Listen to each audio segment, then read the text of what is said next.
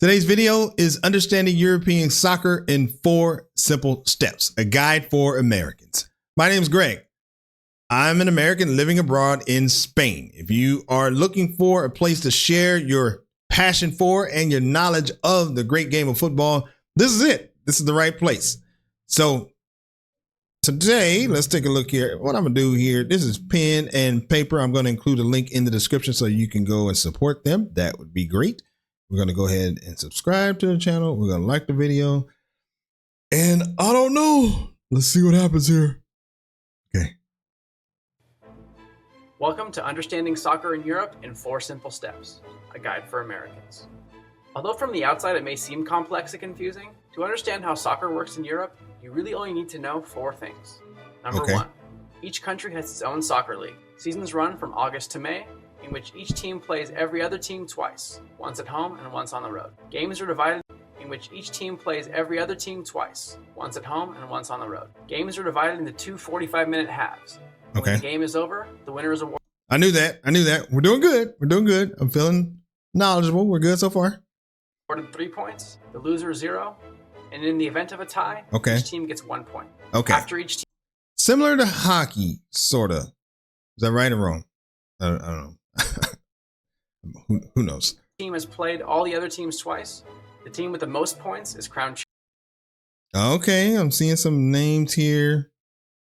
All right. Okay. Looking good. Champion of the league. They get a big trophy, a parade, and the season is over. There are no playoffs. Sort of. But more on that in a minute. Before the books are closed on the season, there is still one small bit of housekeeping to be done. Number 2, relegation. We'll use the German league as an example. Every year, when the German league has concluded and the champion has been crowned, the 3 teams with the least amount of points are kicked out of the league. This process is known as relegation. The 3 vacant spots are subsequently filled by the top 3 teams from Germany's 2nd division. And unlike, say, baseball in the US, teams in the 2nd and subsequent divisions are not owned by teams in the top division. Imagine if the Pittsburgh Pirates or Oakland Raiders had to fight at the end of each season just to stay in the league. What if instead of coasting to the bottom for better draft picks, they were fighting to the bitter end to avoid the $40 million revenue loss that relegated teams suffer in the first year alone? Not to mention the fact that in England, 9 different teams have gone financially insolvent within 5 years of relegation. Oh, wow. So it makes it like you have to fight because the chances of you going insolvent is pretty high. That's super interesting.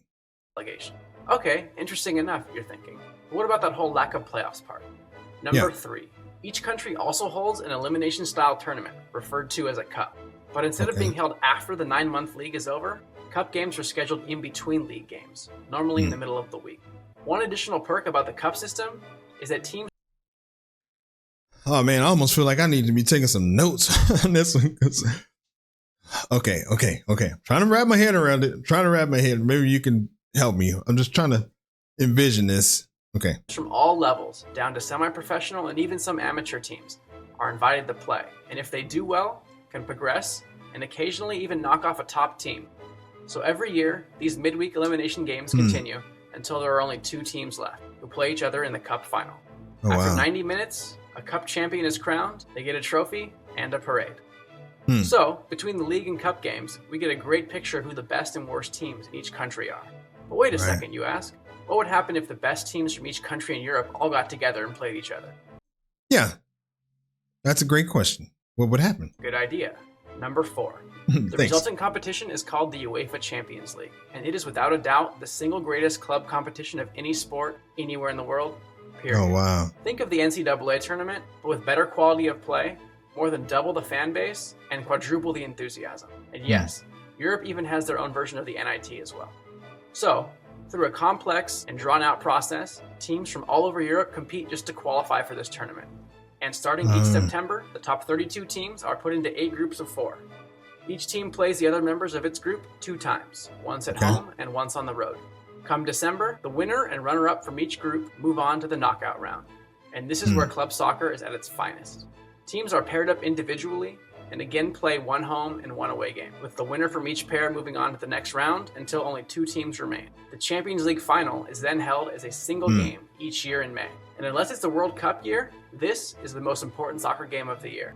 After 90 minutes, a champion is crowned, the trophy is awarded, parades commence, and all clubs go on break until the madness fires back up again in August. So, to review, number 1, each country has its own league. Number 2, the worst teams are kicked out of the league and replaced by the best team. Okay. Each country has its own league. Number 2, the worst team, so that's the bottom 3, are kicked out of the league. Wow, that's crazy. Kicked out of the league, okay? Teams from the next division down. Number 3, throughout the year, each country... And the top 3 teams from the next division down are put in there, which is pretty good because probably the teams that the top 3 of the next division down are probably pretty good. There's a reason they became the top 3. So then you end up having all teams in the top league are competitive. That's pretty good. I think I like that. Also holds a playoff type tournament called a cup. And number 4, the UEFA Champions League is a tournament involving all of Europe and is the most important competition in all of club soccer. Wow. Okay. I mean, I think I kind of got that part. All right. So this is only the first video. So obviously I got, I have time. I have time to learn and figure it out. But I so far I like it. I can see the competitiveness. That is a huge difference because in America, what happens is those bottom bottom 3, 4 teams are they're really not that good. And they never win a championship or even have a chance usually against the top seed or the second seed. But I think that would be an interesting way to do it if they had the bottom league was really good. The top players in the bottom league are really good, top teams. And I'm just rambling, but I think that's going to be great. So, okay, cool.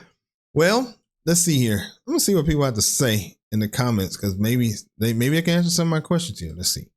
So, all right. This person here says, why am I watching this? I know everything already.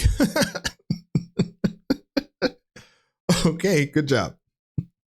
Also, in Europe, when you get your driver's license, they give you a trophy, a parade, and the season is over.